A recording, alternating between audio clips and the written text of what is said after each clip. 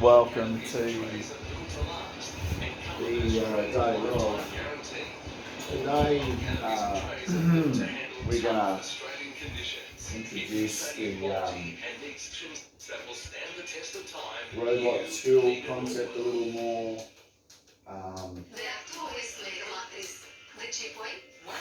We are going to explain what science, technology, engineering and maths actually do. So the Golden Gate suspension bridge will be a kind of theme in the background as we try to replicate some of the decisions that need to be made about the choices of materials used, how they take certain measurements. I think the foundations of the bridge are particularly interesting, so we'll look at that. We are going to create not a scale replica of the bridge, but we're going to conduct a few experiments in here. And what we're going to try to do, and this is just you might not do this actually, just the thought for the day was having an arm, like a drawbridge. It comes down here. In fact, I know the material. I get a sleeper.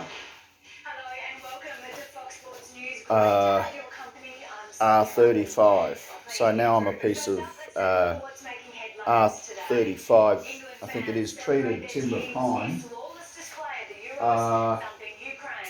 And I'm going to be a bearer. No, that's not even the right term. But effectively what I'm going to do is I'm going to support, I'll be the means of support on this drawbridge that'll be coming down like this, woof, right, side on, that's the plank of wood, that's it, but it's going to be vertical like that. You've got other planks coming off, maybe, and you've got other supports coming in from the angle. Now, how far out can I go with this piece of wood? Like, what's the maximum length of this piece of wood before it'll break? Oh, well, that'll depend on the weight. A few other bits and pieces. I don't know. I'm not an engineer. Oh, go figure. No, I didn't even do physics. So, as one might say, there are gaps in my knowledge. I hope to fill those gaps with some, not an engineering degree, but just some points of interest that might involve year 12 level maths, because that's as far as I go for now. Statistics, we won't get into those unless we're really keen. And I think what this is alluding to is how do I homeschool science, technology, engineering and maths with no experience at teaching,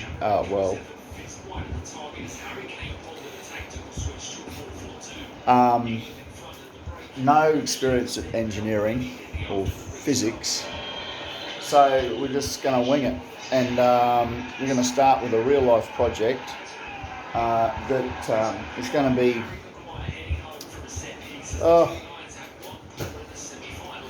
to design a robot that bloody follows you around this whistle. I get the remotes. I think the voice activated thing is pretty good as well, but I don't like the idea of having that's the Alexa and the Chrome Home device, but I couldn't find these remotes. Now there's a few of them. And that's not including mobile phones. Now, naturally, this video is going to be edited. It's okay, don't panic. It's not for public consumption. Right? This is just how the idea gets captured as close to the point of inspiration as possible. And it'll take you in all different directions. But basically having fun with some technology here as we try to monetize this flat and get a job. I'm going to be looking at home care package management for seniors and just where their money goes and how we might just step in and clean their flat for, I don't know, $65 an hour instead of $90, and that's all in. So they get a bit more bang for their buck across all those services. And that's online, the stuff that I've been doing. But yeah, I've been doing it in a compliant manner because I haven't been doing it commercially yet, but I wouldn't mind. That might be a bit too risque. So back to home teaching. Science technology. All right, so I wanted these gantry up here, and I didn't want to drill into the blocks. So that's why I thought, well, if I set it up right, look at this double chin. Yeah, that'll go. I'm working. That's that pink thing I do, exercises for seniors. And that's what I really got to get going with is setting up square. What? Oh, Tom Milanovich. Are you taking any consideration that she looked fine for an hour and 30, and now there's an acute injury? I'm not sitting down. Once play resumed, Tomjanovic continued her dominance, closing out the third set 6-2.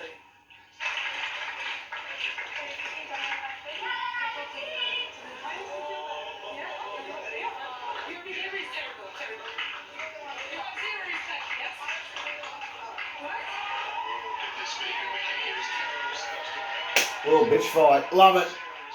Go, girlfriend. Woo. The Aussies through to the round of 16 for the second time in her career. The first coming back in 2014. Oh, that's going to kill her next game at Wimbledon, though. The crowd not going to like her. Anyway, so yeah, this sucker thing. I don't know how that got there. First of all, she cannot say anything because she knows zero about my injury. She doesn't know anything. First of all, and second of all, in my opinion, it was very, very disrespectful from her side because every single player who is playing tennis or any other sports can get injured.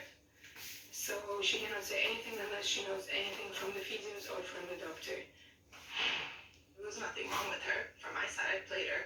I played many people. I know when someone's injured and when they're not. And then to top it all off, for her to call me disrespectful at the end of the match, she said that, but it's laughable. And I think it's disgraceful behavior from someone that is, is a slam champion. Because kids look at her and what they see that, I'm sorry, that if she was injured, she could have gone about it in a way better way. Well, Ash Barty is gearing up for her deepest ever run at Wimbledon after downing Czech player Katerina Siniakova to reach the fourth round for just the second time. Well below her best in a scrappy second round win, the world number one finally found her best tennis on centre court at the All England Club as she raced out to a first set lead. While she did face a little more resistance in the second, the equal tournament favourite didn't have any problems closing out the show as she breezed through with a comfortable straight sets win.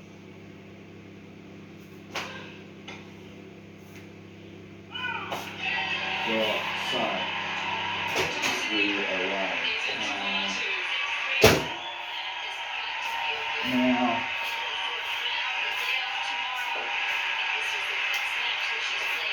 also demonstrating the working environment here.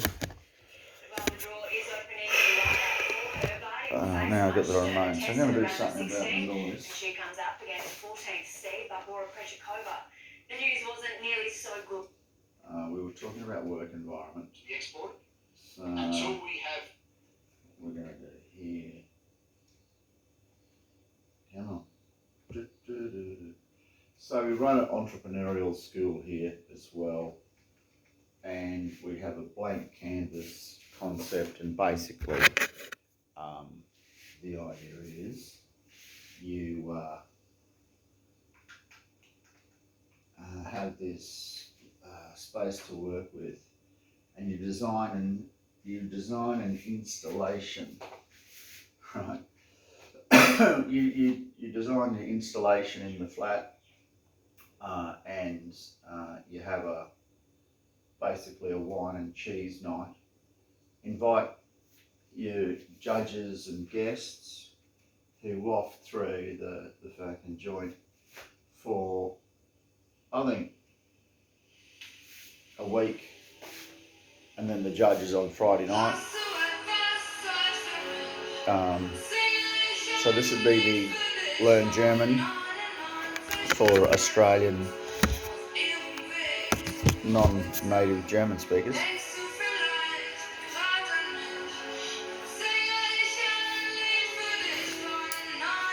And I'm logging.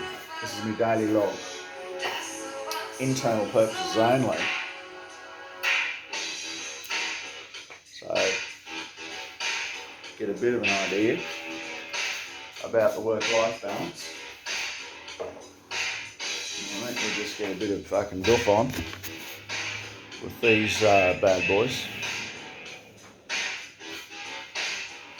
Yeah. There we go. A bit better. So it's about work-life balance, and this is me kicking off the morning coffee, morning exercises, work-life, right? Oh, did you hear that? Crack.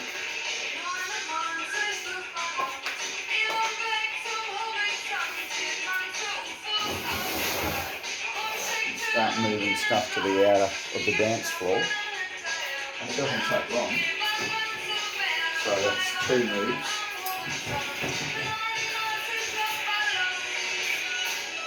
1, 2 moves, 3. And, you know, for the record, you can time how long it took. I just configured the dance floor in the flat, right? So a judge could sit there, smoker's lounge, straight back chair, right? But, you know, we've got a lot of utility around here. Seating for a few. Now the idea is you've got to be able to walk all the way around the joint. That's a requirement. You go, oh my God, this guy has lost it. Well, if you're in a wheelchair or if you are cleaning, just imagine this little thing here's got a head on it, right, that's going around, vacuum, zot, like a little echidna, you know, and it can make all those movements like that of itself. And that's robotically, programmably controlled, you know, and you just go, oh, get me slippers, get me thongs, get me wallet, do this, do this, do this, do that, do this, right? And some of the functions include those jobs that people, no one wants to do them, right? And as a practical piece of, as a footstool, oh man, it's a perfect thing. It's a chair, it's a footstool, it's a gopher. This table here can either recess into the floor or go up there. And that floor space, all of it's got to be available. Which is we're getting there. But for that, we've got to live here as well. So we've got this suspension bridge concept. And up here, this is brilliant. So that's your cable car right there, right? Cable car. Oh, it's stopped because it's, yeah, top heavy. But basically, we've got the capacity to, you know, make prototypes just for fun. Right, and in fact, you don't really need to do it for fun to start with. You can pretty much jump straight in with a kit and get going at Robot Skool,